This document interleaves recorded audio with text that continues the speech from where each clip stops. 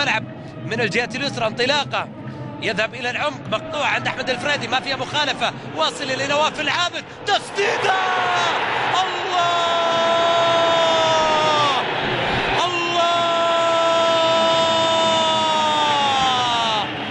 مش معقول نواف العابد يكتشف يسارية العابد في اصطياد الليوس. نواف العابد يكتشف يساريته في اصطياد الليوس. الله إلى أحمد علي، هذه خطيرة خطيرة، أحمد علي وصل لمنطقة الجزاء، عدى ضربة جزاء في الشباب. الشلهوب والهلال بكل جدارة يهرب بالصدارة، الزعيم بكل جدارة يهرب بالصدارة، والشلهوب يسجل ثاني أهداف الهلال. الهلال يتقدم بهدفين.